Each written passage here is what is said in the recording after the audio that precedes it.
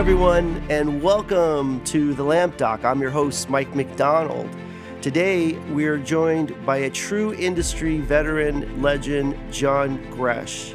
John has had an incredible career, most notably the VP of Marketing and Sales for Arri, where he has played a major role in shaping how Arri engages in the global cine and entertainment market. We're very excited to hear his stories, his insights, and the wisdom that he's collected over the years. John, welcome to the Lamp Doc. Thank you. Well, it's great to be here. It's great to see all of you here at Macam, and it's wonderful to be able to address people here on your forum of the Lamp Doc. You know, been retired now for nearly 18 months, and it is quite a transition. It takes a bit to get used to, because of many reasons. I've been in sales almost my entire career. And when you are in sales, it's all about the momentum that you create so that you can continue a trajectory of more sales and get more customers and be able to increase what it is you are doing. And to some degree, retirement's about pulling back and deciding what's important with your time during your day. Where is it that you want to really focus on? And in a way, subtracting from this very busy life that one has had for a long time. So why the term semi-retired? I think if one was to retire, they would literally close the curtain and say, I'm not paying attention anymore to what I was doing for my career. I believe the right term for me is, I am paying attention. It's a minimal amount of time, but I do enjoy keeping in touch with the people and keeping in touch with the overall picture of what's happening. Not the minutia, not the details, but the overall picture. And it's worked very well for me, but it is a transition period. And I look forward to the next years when I take some of these ideas and these priorities and execute them even more. So what do you think persuade you to have a career in the film industry? The introduction just was by happenstance that the internship I had straight out of school for my final semester was in Burbank, California. And it was with a company, many of you may know the name, called Berkey Colortran. Now, its origins was in photographic lighting. In fact, the term Colortran was a color transformer where you would boost the voltage to the bulb in order to change the color temperature of the tungsten bulb. You, of course, were limiting the life by doing it, but you were able to get what you wanted in color. And as archaic as that may seem now, that was a thing. And since product development didn't move anywhere near as fast as it does now by a long shot, products like that stayed on the market for a while. And so Colortran decided to focus on tungsten halogen bulbs, which are relatively new in the late 60s, about the same time that I was starting to get interested in lighting. And there was a fellow there, Joe Tawil, who was sales for them on the East Coast and was made president, was out on the West Coast, and he happened to be from the same school that I graduated from, and he created an internship. What school is that, John? Carnegie Mellon University in Pittsburgh, Pennsylvania, a great school of drama.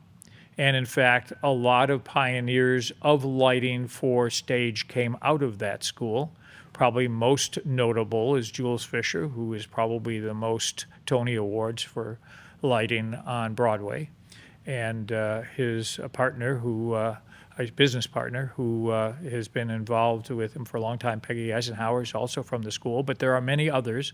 But a lot of people who start out thinking that they're going to design lighting for a Broadway show or theater tend to look at the opportunities that are beyond that, somewhat for economic reasons, and somewhat of that is they're intrigued by the scale of what it would be. But in my case, I was very intrigued with equipment at that time, and we were developing new lighting equipment. And Joe Tawil's focus was how to develop new luminaires, because at that time, we're talking about 1974, 1975, the focus was on taking newfound electronic circuitry to make new controls for controlling the dimming of the lighting. Makes sense. And Joe was really trying to say, let's not forget what the lighting fixtures do, otherwise we're just controlling the older style equipment that had been around for 10, 20, and 30 years. And so I worked in the photometric lab straight off. A classmate of mine from a year ahead was head of the photometric lab when I joined, so that made it clean. But I was very intrigued with the customer service of getting these products properly handled with the customer. So I was manager of customer service almost in year 2, and I was very involved with the quotations on projects. And then I said, probably the right home for me is sales. So of the 5 years I worked there, I was involved with sales 3 of the 5 years. Wow. And that's how I transitioned, because a little known fact that people would not unravel enough to know that in 1975, when I started there, the Arriflex camera was distributed by the parent company of Berkey Colortran, known as Berkey Photo, and they had a division called Berkey Marketing, and they actually were marketing the Arriflex camera. Because they owned Colortran, they did not import the Arri lights in those early days. It wasn't until the late 70s that Arri decided to start the Arriflex Corporation of America and be on their own, and just around the corner in Burbank. So I never went very far from the Burbank area. So that obviously propelled you into Arri. And can you tell us a little bit about your journey there? Between my leaving Colortran in the end of 1979 and coming to Arri in 1987, along with Joe Tawil and along with Joe Byron, who was my third partner, we started a production supply company focused primarily on equipment cases. And that is where I really got to know everybody in town, especially, that had to do with pro audio, pro camera, of course lighting, and many other support. And not to dwell so much on what that was, I do believe your net worth when you get started in this business is basically your network of your contacts. You and I have talked about this for a long time. If you really do keep in touch and promote and explain to people, you have a very rich base of people who depend on you for information. And you become their first call. What's going on? What does this mean? Even if they know you really aren't handling that per se, they ask for your advice. And I think there's a lot of that in what Macam does. But that's where I was focused during those years. And I got to know very well Denny Claremont and the whole group at Claremont Camera. I got to know very well many of the other camera rentals in town, such as Carl Priscilla with Ultravision. And so one of my friends and co-workers from the Colortran days was hired in 1980 when they decided to bring the Arri lighting equipment into town. So I wasn't involved with Arri yet, but I kept in touch with him. His name was Charlie Davidson, a wonderful gentleman. And I worked very closely with Charlie's wife, Jane. Jane Head was working for a summer at Colortran during the time that I was manager of customer service, and we had a wonderful day. And I learned as much from her about customer service because she had done that for other companies before she went on for further her education at Yale School of Drama, and she left from that. But anyway, Charlie was saying, hey, if smelling all this glue gets to be too much for you, let me know, because we're going to be expanding our sales team. So I was one of the first people that he let know that he was expanding, and I decided after 7 years with the case business that it was time for me to do something more to my passion for lighting. And so I joined Charlie and the team, and that's how I got to Arri.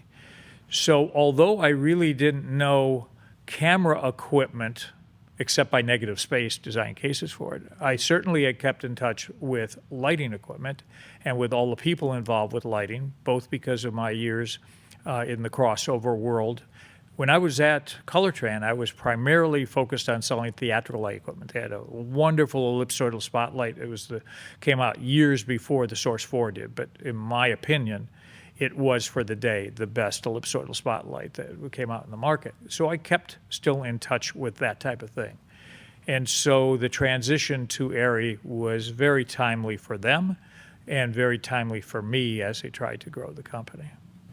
So when you started with Arri, did they have a Burbank office, or Yeah. did you? No, so that location for up until just 6 years ago, 5, 6 years ago, that is on Victory, was the location where I started. Wow, that location! You guys were there forever. Yeah, and they just had one section of that little building, and in fact, the parts room for small parts for the camera, they moved all the parts out, and that became my office. They didn't really have another office space, but it was a fine space, and I, being in sales, I was out more than I was in, so that wasn't a problem. But what was interesting at that time, they had some great people. And growth of businesses is about the people and the ideas that come from these people. They had some great people out of the London office, referred to as Arri GB. And one of the two managing directors was a fellow by the name of Paul Wild, who went on to spend a lot of his career tied in with Lino Manfrotto's companies and so forth. But during those days, they asked him to help develop a line of smaller Fresnels than what Arri had before. A lot of Arri's lighting equipment, I like to say, was very Teutonic in nature. It was a bit large and heavy in terms of being able to transition into what people wanted for location and smaller applications here in the U.S. especially. And so I remember one of my first trip, actually, to Germany was to look at the mock-ups that they had put together for what became the iconic Arri 650 tungsten Fresnel, and its younger brother, the 300, and going up from there, the very first 1K. And in popularity, as we all know, the Mole Richardson was the company that most everybody was using. A few people used Ian Arrow at that time. A few people were using Bardwell McAllister when they had their time, and there were a few other companies. But for the most part, Mole Richardson died. So our focus was, how can we provide a better light in a package that was similar in weight and size and so forth? And that was my initial foray into what I would consider the first ramp-up wave of really being able to pound the pavement in this town. Of course, we did it over the whole U.S., but in this town, was bringing the Arri 650 tungsten to market. What a daunting task. I mean, Mole Richardson had been the standard at that time for, already 60 years. They were a powerhouse, and Arri really didn't have any presence on the West Coast for the most part. Well, it had the office, but the larger office was in the New York market. And so, fair to say, because the home office was in the New York market, they made greater inroads. Mm-hmm. And just a year or two before that, Arri decided to buy Camera Service Center in New York. And so that gave them the outlet for rental to make sure that there was significant Arri cameras for the market, as well as Arri lighting equipment. And that was already in play by, like I say, a year or two by the time I joined. But on the West Coast, part of the challenge was to get a rental company to commit to bring on enough of the gear to make a difference. Because somebody say, oh yeah, I got a dozen of those, but I got hundreds of these. And same thing with the studios. You'd go over to visit the studios. The most logical thing to do is to visit all of the studio lamp departments and say, what would it take from your perspective to get this on a show? Well, if somebody really insisted in getting it, so then you had to go back, and nothing has changed in this regard. You have to get the demand ultimately from who is putting the show together. Now, fortunately, we had good inroads at Sequoia Illumination with Tom Stern, who was an early adopter of Arri lighting equipment. We had some at Hollywood Rentals with Doug Pentak, even though Doug was primarily with the LTM line for the HMIs and the Mole Richardson for the tungsten. But we started to make the inroads. But really, our trajectory was not so much for the film market right away, but for the television market. And there was a wonderful gentleman in town who had started up a rental company based on the equipment that Chuck Barris Productions had bought in town. His name was Jimmy Komori. Just a wonderful person.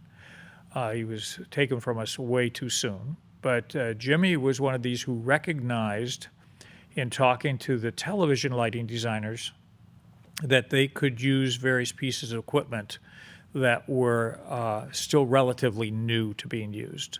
So although this had nothing to do with Arri, he was very involved with providing some of the first moving lights into television based on the request of various designers, whether it was Bobby Dickinson or whether it was Bill Klages and so forth. And so I would spend time, especially with Bill Klages, but there was others too, to find out what was it about the reason they decided to specify various equipment. So keep in mind, many of the lighting fixtures that come to market, and this was especially true in the days where we used the light bulb, the tungsten light bulb, was what was the latest technology for the lamp. You could pretty much parallel when the lamp manufacturers made a lamp, the fixture manufacturers looked to make the fixture. It wasn't so much the other way around. There are exceptions, but it was very rare for a fixture manufacturer who would go and say, make us a lamp for this, because the lamp manufacturers say, well, how many millions are you talking about? Well, wait a minute. No, we're talking at best, thousands, 100,000s. Probably in the overall industry, now this would be more theatrical related, Dave Cunningham probably was the first really to do that, to go to a lamp manufacturer and say, I want to understand what goes into designing and making a lamp, and worked very closely with them so there would be an absolute new lamp for what became the ETC Source 4. Of course, he was developing this before ETC was involved. And the name comes from the 4 filaments that are in that initial HPL lamp. And I think he was probably the first one who successfully got a unique lamp made for something that was going to be used in the entertainment industry. Historians could prove me wrong, but that's what I remember in terms of a real market shift.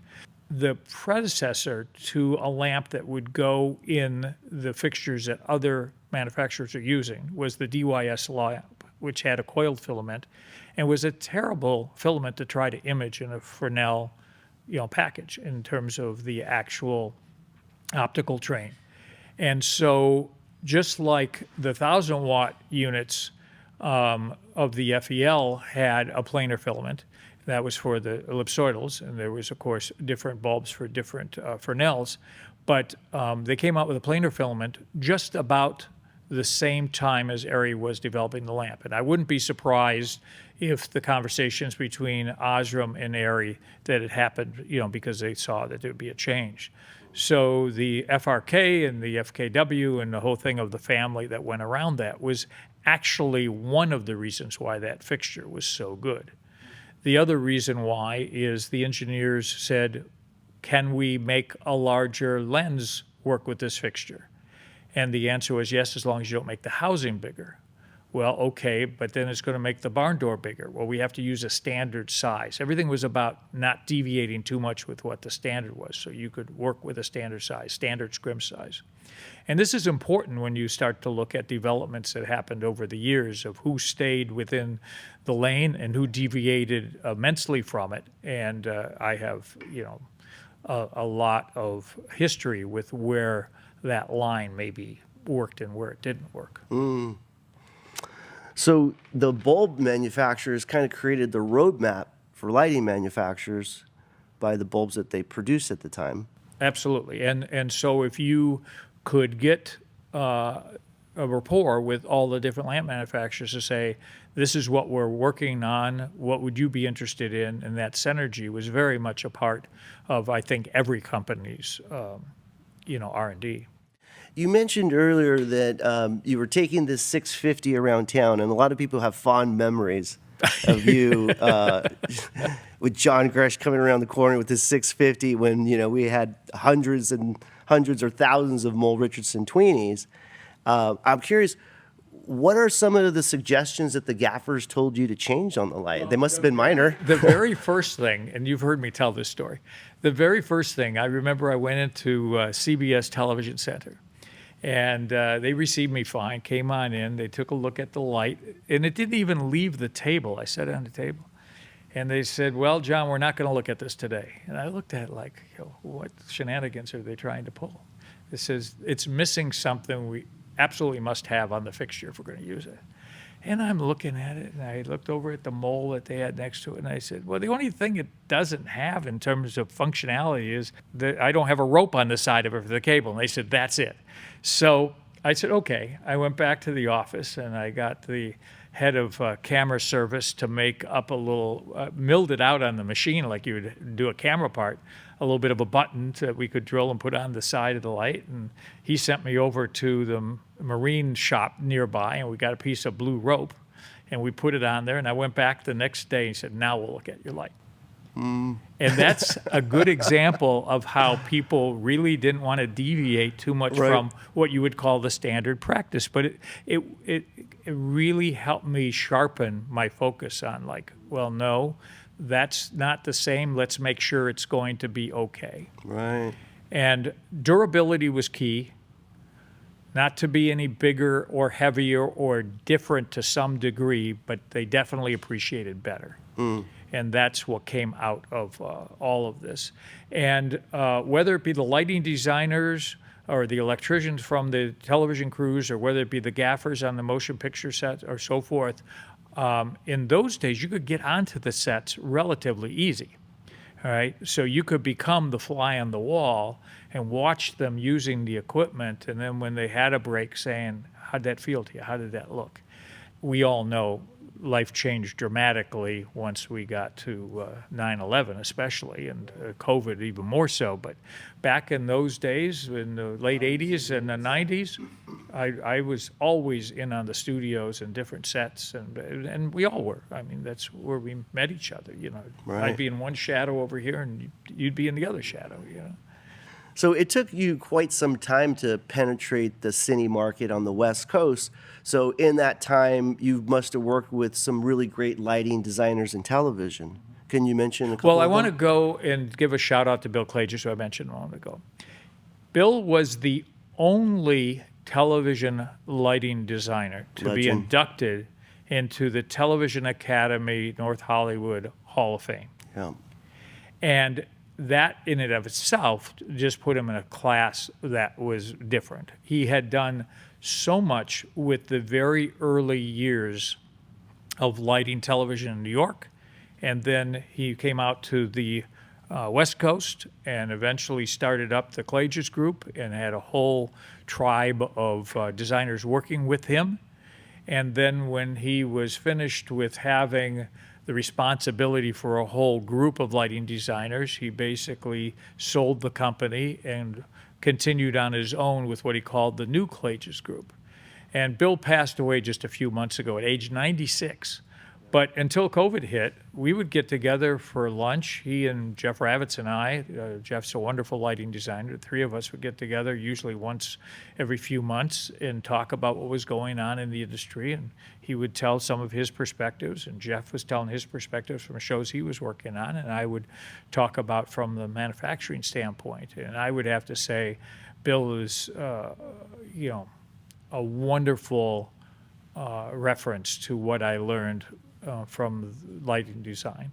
But I would keep in touch with dozens of lighting designers, many of which were from my alma mater school, came out to work in television out here, many of who were already established in television. George Debe was another mentor who always was, well, George was certainly very opinionated, but he always took the time and had the care to let you know why that's what he thought would work or what wasn't. And George would invite us to be part of seminars, and he would invite us to go to some of the areas that he was having. He was president of the local 600 for quite a long time, and then after that he was very involved with the ASC. And so he was somebody I was very close to. Did you know him when he was working on Barney Miller, I think that show was? I met him at the tail end of that show. He was very good friends with Joe Teweel. You know, I told you the history with that. So we would get together quite often on Saturdays. But the other thing to note is that Bill Klages and George Debe, they headed up an organization called the ASLD, the American Society of Lighting Designers. And this was before we had so many of the other groups and trade shows and things available. So they wanted to have something that was Hollywood-centric, that we could all get together, manufacturers, lighting designers, primarily television. We would meet, I guess, every few months on Sunday mornings out in Sherman Oaks, not too far from George's house. And that was a great exchange of ideas. But, you know, all of the folks that we knew from the period of the late 80s, mid-80s, late 80s, and 90s would be there. I mean, Eddie would be there doing his thing for Matthews, and you know, every manufacturer had somebody there. So that was a great exchange. But I could rattle different lighting designers who would always give their input. And whether I would go visit them or the information would come via the rental house, I would usually quite often get it. Alan Walker was a great lighting designer who was working a lot of television shows in the area, and he had a big hand into one of the few fixtures that was actually made by Arri in the U.S., completely separate from what was made at headquarters. Really? What fixture is that? And that was the tungsten soft light. Oh, really? Because sort of like the Zip? Yes. So the European version of soft lights that were in demand was so much different than what we call the 2K Zip, right? That the interest and the priority to making that at the factory was always pushed back. So Charlie Davidson decided, well, what would happen if we had one made ourselves? And it was Alan Walker who suggested the idea. You should have various reflectors for it, because instead of gelling the soft light, you could just have different color reflectors. So you could have one that would be warmer, cooler, or so forth. So that was what was behind the Arri equivalent of Zip, 2K soft light, and we had the various reflectors that you could pull out and add. And you guys did really well with that line. It did very well for a period of time. But one of the reasons we did very well, and this is why I want to give proper kudos to the rental houses, quite often referred to as rental parks in some part of the world, who were also trying to package what the designers wanted. So Jimmy Komori, who I mentioned, and his company at first was automated lighting systems. Oh, no kidding. And then he left Which automated. became Sony, I think. Well, eventually Sony bought them. Yeah. But it went through a number of years, even after Jimmy sold that, and it became, I think, connected with West Side, and it became part of Sony. But Jimmy then started his second venue, which was Production Lighting Systems, or PLS, which was eventually purchased by PRG.